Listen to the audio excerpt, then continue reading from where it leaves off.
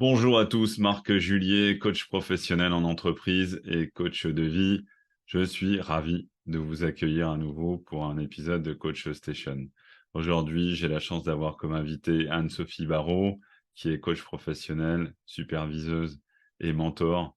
Elle nous fait part de son parcours et de son expérience et vous allez voir, elle entretient un lien tout particulier avec le milieu aquatique. Voilà, je vous dis à tout de suite.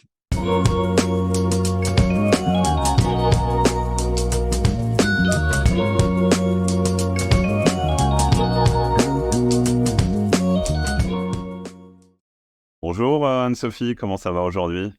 Bonjour Marc, écoute, tout va bien, ravi d'être là. Pas trop chaud? Ça va. Un peu chaud à côté de Marseille, dans notre belle région, mais ça va. Alors justement, merci de faire cette intro.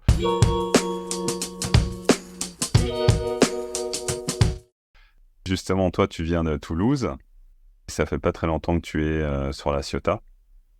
Oui, absolument toulousaine d'origine, doublement expatriée, on aura peut-être l'occasion d'en parler après, et presque une troisième expatriation, un changement de vie récent depuis l'année dernière. Je suis partie de la volonté de vivre proche de la mer, voilà, à La Ciotat, donc à côté de Marseille. Ok, alors on fera le lien un petit peu plus tard avec une activité que tu es en train de développer. Oui, Est-ce que tu veux nous expliquer un petit peu ce qui t'a amené au coaching? Comment tu es arrivé à ce métier? Ce que tu as fait avant? bien sûr, avec plaisir. Bah écoute, moi j'ai un parcours qui a été marqué depuis l'enfance par la passion de l'humain, par la volonté de prendre soin d'autrui, aussi parce que j'ai un parcours qui a été marqué par la perte et par le deuil. J'ai perdu ma mère à 13 ans et mon père quelques années plus tard. Et donc, de ce fait, j'ai été traversée par un certain nombre de questions métaphysiques, par un certain nombre de processus internes aussi, à titre personnel, qui ont fait que j'ai toujours été passionnée, tournée vers cette recherche intérieure, cette recherche de vérité, si tant est qu'elle soit possible. Et donc, ce chemin-là a commencé très tôt. Commencé à lire des livres de développement personnel, j'avais 15 ans. Et puis, le coaching en tant que tel, il est parti aussi d'une transition de vie, d'une nouvelle étape, d'une nouvelle épreuve où j'étais expatriée en Angleterre et où je me suis séparée de manière un peu soudaine du papa de mon fils. Et du coup, j'ai été coachée à l'époque, il y a 10 ans, ça se faisait peu, même par Skype, par une superbe coach qui se reconnaîtra, qui m'a beaucoup aidée dans cette transition personnelle et professionnelle. Un point sur mes compétences de là où j'en étais, il est devenu évident que mon chemin était d'aller creuser vers l'accompagnement de l'humain. Donc en fait, le fait d'être coaché, ça t'a donné envie de devenir coach? Alors, le fait d'être coachée, je ne sais pas si ça m'a donné envie d'être coach au débarrage, mais en tout cas, ça m'a permis de ressentir et de vivre la puissance que cela permet. Et en ça, dans mon parcours de coach professionnel derrière, c'était une grande force, en fait, parce que je l'avais vécu de l'intérieur et j'en étais absolument convaincue. Ça part de quelque chose d'une épreuve finalement, et ça se traduit après par quelque chose de plutôt, j'allais dire, heureux. Tu t'épanouis pleinement dans ton métier de coach. On en a parlé un petit peu en off. Tu accompagnes aussi des coachs, hein, tu nous diras comment.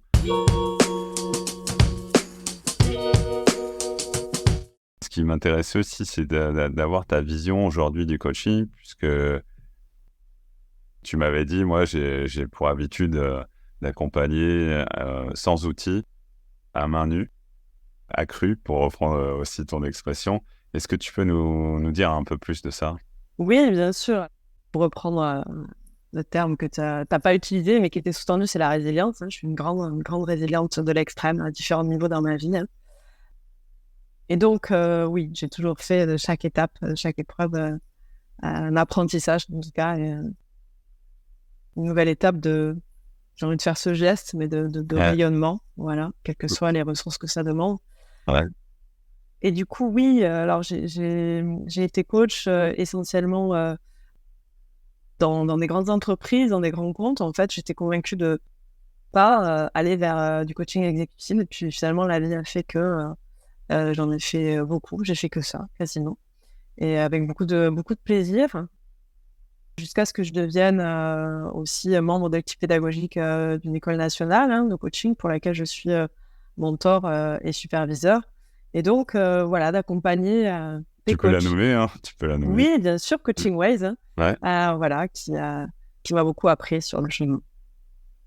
Et du coup, ton type de coaching, tu disais, c'était plutôt orienté vers les dirigeants, c'est ça? Alors, j'ai fait vraiment tout un tas d'accompagnement, de coaching, de formation aussi, puisque j'ai été formatrice à la CEPAM sur donc beaucoup d'heures de pratiquer de formation, utiliser le principe du coaching pour permettre, alors c'est un peu spécifique, à l'assuré de remobiliser ses ressources pour se soigner. Donc voilà, vous l'avez compris, ma vie a été marquée par le deuil et aussi par la maladie. Du coup, la vie a fait que j'ai été amenée à travailler dans ce genre de domaine. Mais j'ai aussi enseigné dans des écoles post-bac, permettre des étudiants de travailler sur leurs projets, sur eux, sur qu'est-ce que c'est collaborer, c'est quoi le collaborateur du futur, sur des ateliers de confiance en soi. C'est un public qui m'a beaucoup plu, beaucoup appris aussi. On sous-estime énormément ce que les jeunes ont à nous transmettre. Non pas que je sois vieille, mais voilà, face à des jeunes de 20 ans, on les regarde avec... voilà, moi, j'ai beaucoup d'admiration pour tous ces jeunes que j'ai eus avec moi dans les ateliers. Et du coup, oui, pas mal de coaching de dirigeants, de comité de direction, d'accompagnement 360 aussi. C'est un exercice qui m'a beaucoup plu. Le 360, c'est se poser la question du rapport que l'on a aux autres à tout niveau, avec ses pairs, avec ses N+1 et ses N-1, avec des partenaires qui m'ont fait une grande confiance, avec qui j'ai pu tester pas mal de choses. Et puis, progressivement, j'ai été amenée à faire du mentoring, et ça a été de plus en plus une part d'activité importante. Et donc, un public différent aussi, un public de coach en cours de certification, Ouais. lors de sessions jurées à l'ANCP, par exemple, ou de pré-certification ICF. Voilà, donc c'est un rôle, le mentoring, qui va permettre au coach de faire le point sur là où il en est de ses compétences, de sa pratique, donc par différents moyens, notamment l'écoute, d'enregistrement, ou de la supervision collective en live, où on va écouter le coaching qui vient de se faire pour donner un feedback concret, précis et factuel. Puis de l'autre côté, il y a la supervision qui est plus large, qui va permettre au coach de grandir dans sa posture, mais aussi sur son identité professionnelle, des questions de savoir, de savoir-être, de savoir-faire.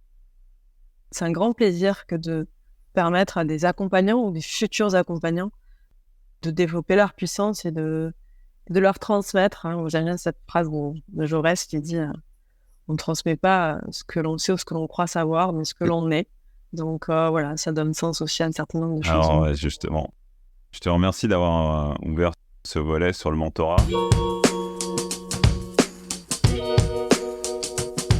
Et je te l'avais dit, c'est un peu un profil qui m'intéresse chez toi, c'est justement cette compréhension. Aujourd'hui, on voit que de plus en plus, alors j'aime beaucoup, je fais aussi la transition avec la formation, parce que je vois de plus en plus de coachs qui proposent aussi de la formation. Et je trouve ça intéressant, justement, en termes de posture, d'accompagner Tu parlais des jeunes, moi j'accompagne aussi des alternants qui sont en master, et je leur dis souvent, vous n'êtes pas là par hasard, donc ayez confiance en vous, moi je suis fier de vous et je les encourage tout le temps. Je crois vraiment que les jeunes aujourd'hui, ils ont beaucoup de choses à offrir, partager, comme tu disais, mais j'aimais bien aussi l'idée que tu puisses mettre ta casquette de mentor, et que tu puisses justement expliquer en quoi le mentorat, c'est quoi le mentorat, parce que je pense qu'il y a une lecture aujourd'hui du mentorat qui peut se faire sous différents angles. Il y a des gens notamment qui sont des entrepreneurs, qui accompagnent d'autres entrepreneurs qui sont en début de parcours sur un chemin qu'eux ont déjà accompli quelque part. Donc c'est une posture où on n'est pas au-dessus, mais bon, on est quand même... on est sur une autre posture, en tout cas, que le coaching. On vient accompagner, on vient partager un retour d'expérience.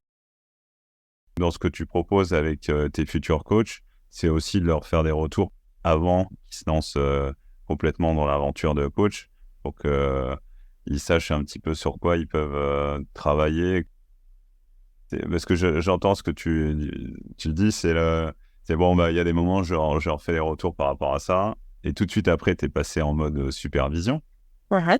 On fera la parenthèse aussi si tu veux. Mais est-ce que tu peux nous donner un peu plus de lumière sur ta posture de mentor? Oui, alors ma posture de mentor, enfin, dans le cadre ICF, puisque je suis Ouais, affiliée à la Fédération internationale de coaching, et avec beaucoup de joie aussi pour professionnaliser notre métier. L'idée est donc de permettre à des coachs en cours de certification de se former, de prendre des bons réflexes professionnels à un moment clé de leur parcours, c'est-à-dire avant d'aller s'entraîner à coacher à l'extérieur, et ouais, donc de s'assurer qu'ils ont intégré la base des compétences, des compétences ICF, et aussi la base de la posture. Et donc, de ce fait, la posture de mentor à cet endroit-là, ce qui est quand même différent de la supervision, c'est important de le mentionner, ça va être de permettre l'intégration d'un cadre, vraiment l'intégration d'un cadre, l'intégration d'un processus d'éthique, de déontologie aussi dans leur parcours. il y a, j'allais dire, une posture d'accompagnant, c'est ça, hein, mais en même temps, le but, c'est qu'ils aient toujours du feedback. Oui, absolument. Ils arrivent à se positionner par rapport à leur progression. C'est Ouais, un métier, même une vocation dans laquelle il est important d'avoir du feedback régulier. ouais, Dès lors qu'on considère que le coach est utile au coaché, eh bien on considère que le mentor est utile au mentoré, et de la même manière qu'on le supervisé. Et donc, c'est vraiment essentiel, surtout à des moments clés où on va avoir besoin de confiance, en fait, de d'accord. grandir et de légitimité aussi pour se lancer. Ok, ok. Bon, je te remercie. Donc la supervision, on peut le préciser, ça peut être dans le cadre de la formation. La plupart du temps, dans les centres de formation, on est supervisé aussi. Donc la supervision, c'est un espace. Tu vas nous expliquer un peu comment tu vois les choses. Mais c'est aussi une obligation. Tu parlais d'ICF, mais il y a d'autres fédérations comme la MCC qui effectivement demandent à ce que l'ensemble des coachs qui sont adhérents se fassent superviser. Oui, absolument. Alors, il y a différentes typologies de supervision. Il y a la supervision individuelle, la supervision collective. Oui.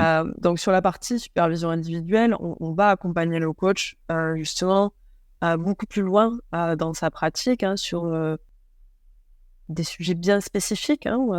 Ça peut être l'impact de ses drivers dans sa pratique. Ça peut être des difficultés à dépasser, des schémas réactionnels liés à des émotions qui limitent le coach.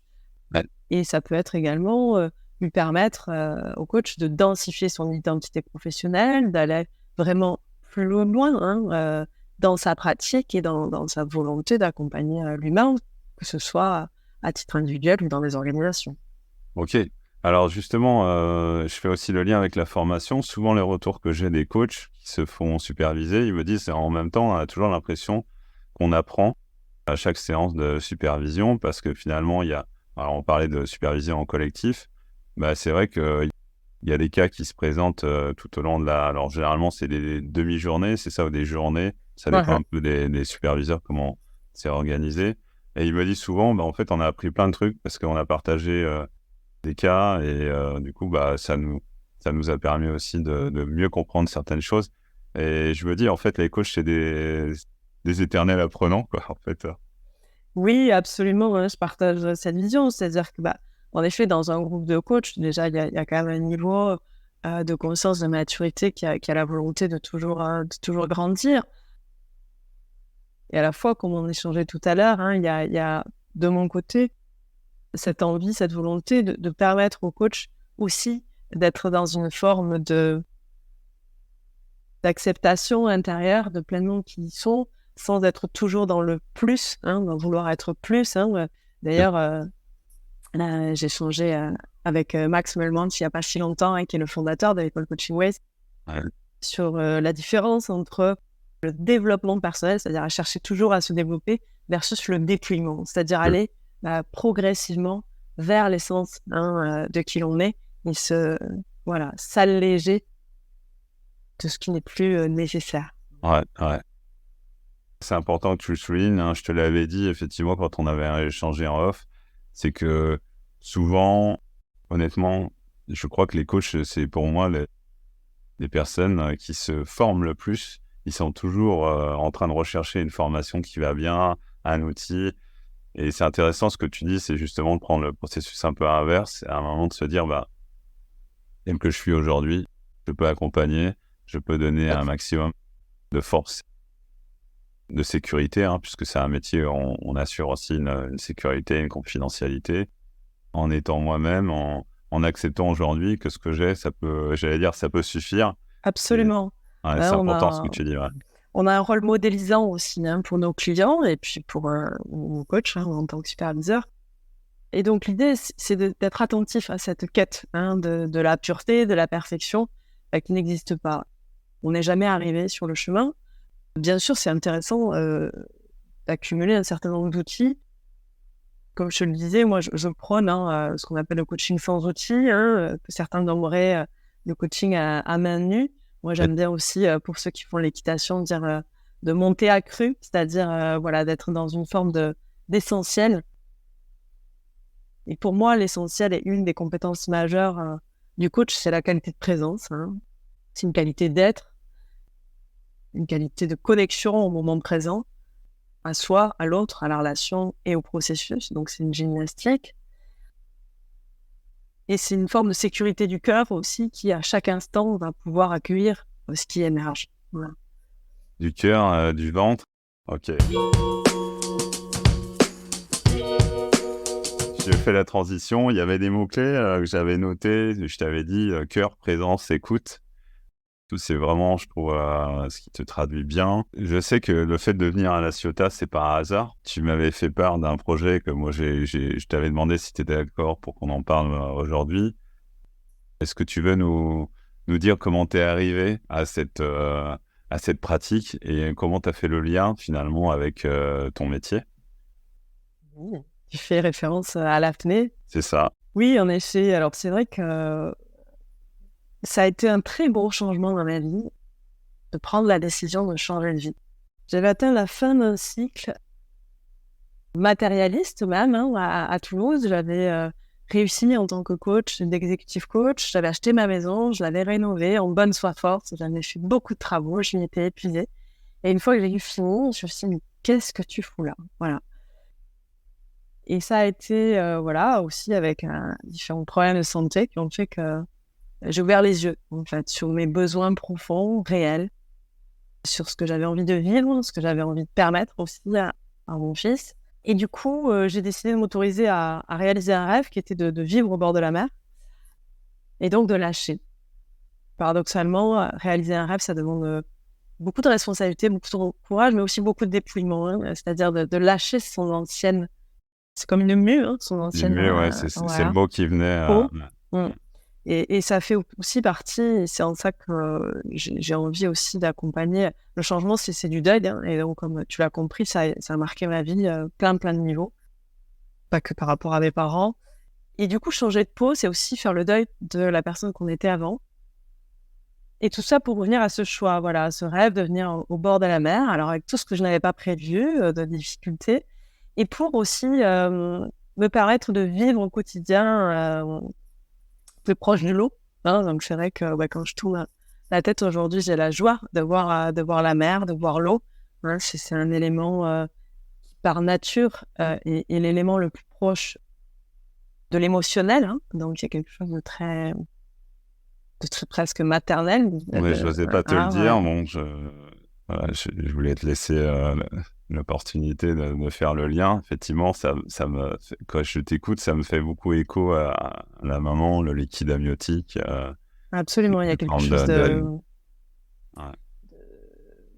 de prénatal qui se met en place. Et donc, l'apnée, c'est une discipline que j'ai découvert également suite à la réalisation d'un rêve. Je rêvais d'aller à la rencontre des dauphins. Il y a quelques années maintenant, je crois que c'est 6 ans, je suis partie en mer Rouge. J'ai fait un stage d'apnée méditative avec une apnéiste japonaise, Naima Sato, qui est aussi très inspirante dans ce qu'elle transmet. Et depuis ce jour, je suis tombée dedans. Donc j'étais déjà très aquatique. Le lien avec l'eau, avec les mammifères marins aussi, donc c'est encore autre chose, hein, mais les dauphins, notamment, sont des êtres, au-delà d'être des animaux, qui sont reconnus pour être des soignants, hein, et qui vont permettre une amélioration chez les grands dépressifs ou des personnes avec des troubles autistiques.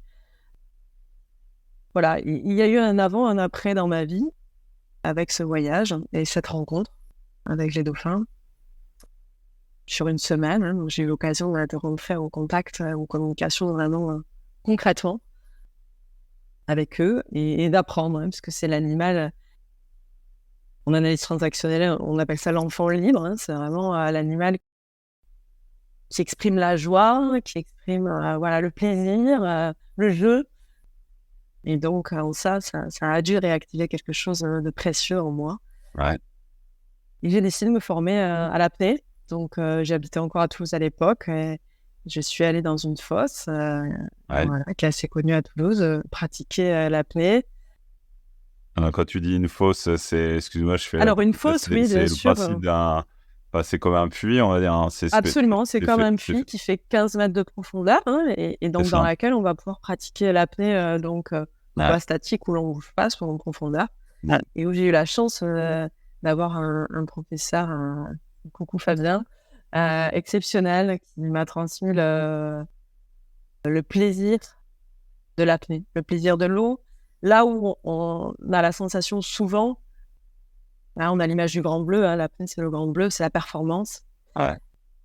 Et où il y a une autre dimension vraiment de l'apnée, où ça va être la connexion vraiment en pleine présence, d'abord et avant tout de sa respiration. Hein. Donc la respiration, c'est un outil précieux dans tous les métiers du monde auquel on peut faire appel pour regagner de la présence, hein, reconnecter à soi, mais aussi pour permettre d'autres prises de conscience. Je ne vais pas rentrer trop dans le détail, mais en tout cas, c'est une discipline intérieure, hein, qui développe la proprioception et l'interoception, c'est-à-dire la capacité à représenter son corps dans l'environnement, mais aussi les mouvements internes du corps et les mouvements mentaux, hein, aussi, parce qu'il y a plein de croyances, voilà, que est-ce que je vais tenir une minute, deux, voilà, et finalement... Est-ce que je vais remonter est-ce que je vais remonter, exactement, hein, donc il y a plein d'émotions, plein de croyances qui sont très intéressantes à vivre, hein, donc je te le disais tout à l'heure, l'apnée, je considère ça comme une médiation, c'est-à-dire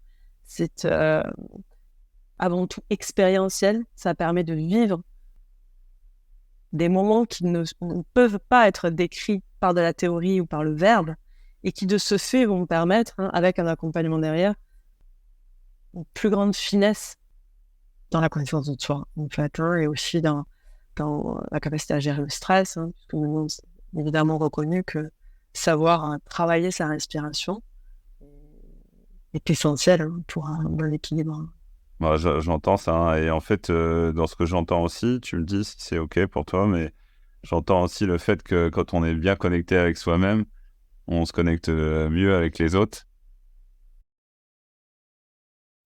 Oui, c'est essentiel, hein. C'est vrai que les coachs et les accompagnants, de manière générale, hein, dans des fonctions RH, sont des personnes qui sont très tournées vers autrui, qui prennent soin de l'autre et qui peuvent s'oublier, hein. Donc, il y a un livre qui s'appelle Le guérisseur blessé ou Savoir apprivoiser son ombre, hein, de Bourguet, qui parle très bien de ça, de cette importance d'aller pétrir en soi d'abord, avant de pouvoir le permettre chez l'autre. Et du coup, évidemment, hein, dans ce rôle modélisant, c'est-à-dire que de prendre soin de soi, et parce que le coaching est une qualité de présence de chaque instant, eh bien, c'est un exercice également nécessaire pour être en capacité de rebondir sur les non-dits, de travailler des questions puissantes et de permettre ce lien.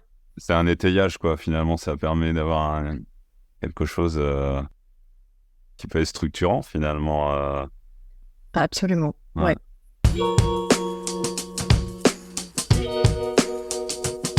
Ok, alors bon, j'en profite parce que tu as parlé des dauphins, je sais que tu m'avais parlé des cachalots, que tu as vu aussi. Oui. Et ce qui m'avait interpellé quand on avait échangé avant de faire cet épisode, tu m'avais dit, tu sais, il y a chez ces mammifères une forme très développée d'intelligence émotionnelle et d'intelligence au niveau social, d'intelligence sociale. Je voudrais que tu nous partages ça parce que ça m'a vraiment... alors c'est vrai que les dauphins ont la réputation d'avoir un niveau d'intelligence assez poussé, un Mhm. mode de communication aussi assez poussé comme beaucoup de mammifères marins, effectivement.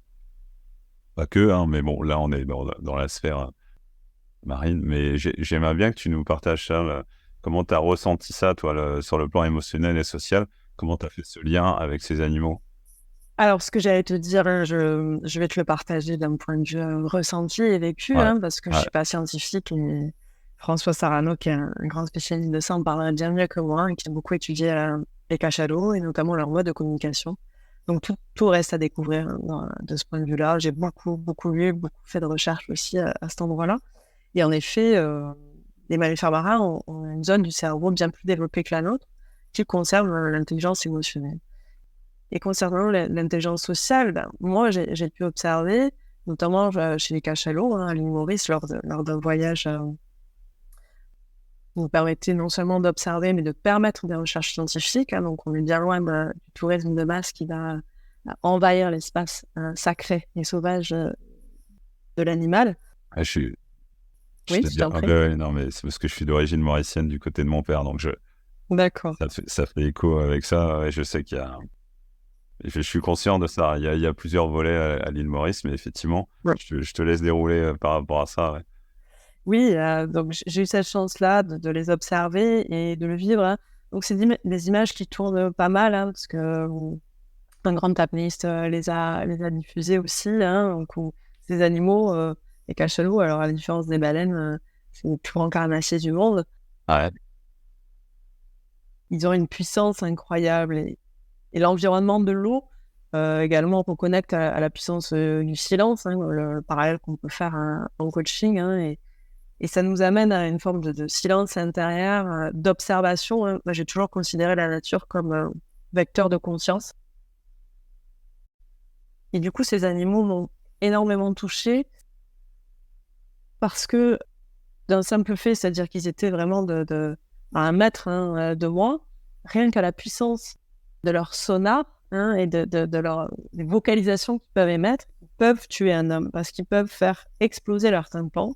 Et à côté de ça, ils vont arriver, hein, de manière très délicate À au régulier. Ouais. contact, Ouais. à l'observation. Hein, un écrivain qui s'appelle Christian Bobin, que j'aime beaucoup, qui dit que l'empathie, c'est cette plus grande proximité, cette distance sacrée. Et en ça, j'ai beaucoup appris d'eux.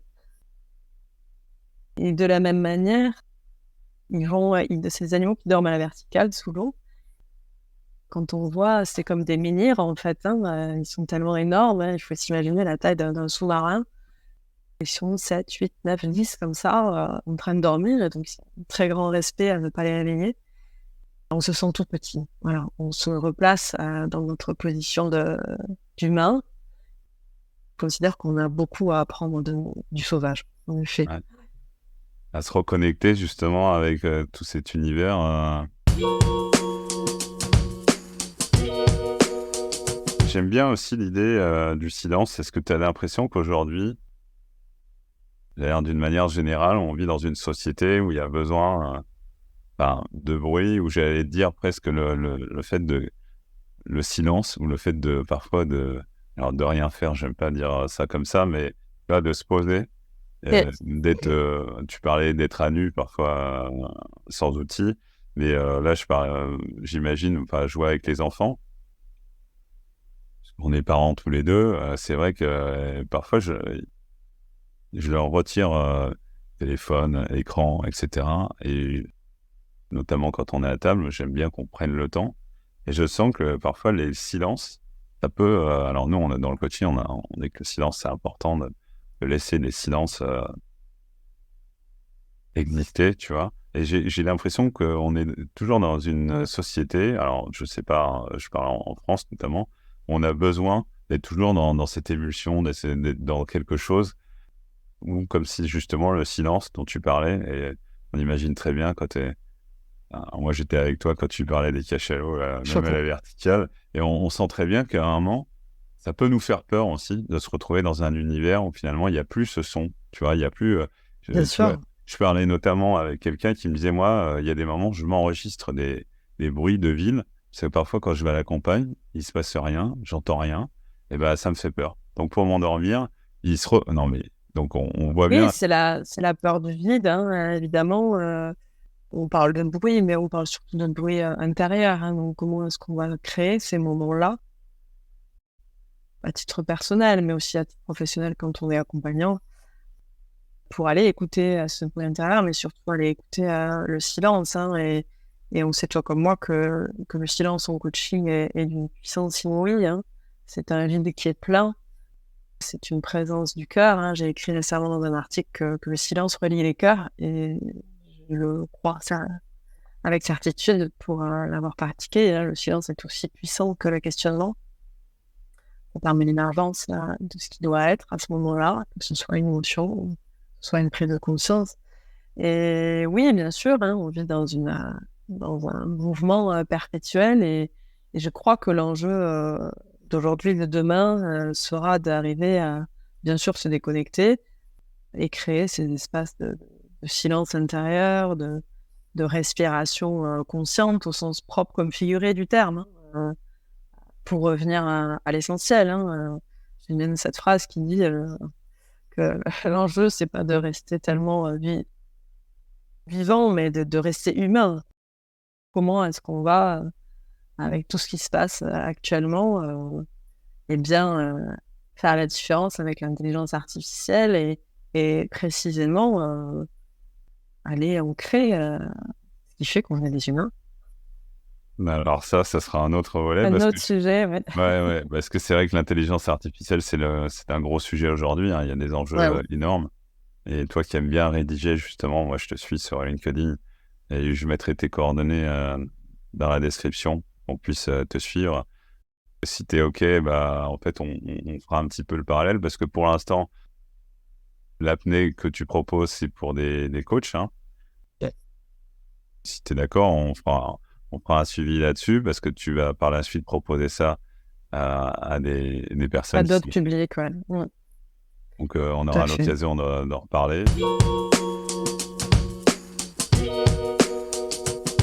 Est-ce que je te prends un peu de cours comme ça, parce qu'on n'avait pas forcément parlé, mais je sais que tu lis beaucoup. Est-ce que tu as envie de nous proposer quelques livres, que ça soit pro ou perso? Oui, alors figure-toi, je lis beaucoup moins qu'avant, hein. J'ai un peu terminé ma période de boulimie de l'intellect, hein, pour vivre des choses concrètement. Mais oui, bien sûr, il y a différents livres, hein. Il y a le livre d'Alain Cardon, hein, L'art véritable du maître coach, qui, au-delà de son titre un peu pompeux, et il en convient lui aussi, et parle de l'essence de ce métier-là. Après, j'en ai parlé tout à l'heure, hein, Le guérisseur blessé de Ouais. Huguette. La 5e discipline pour les coachs qui veulent travailler dans des organisations. Il y a récemment un recueil qui s'appelle Pour un coaching sans outils, qui parle un petit peu de ce que j'ai évoqué tout à l'heure. Bon, je te remercie mille fois, Anne-Sophie. C'était vraiment un plaisir.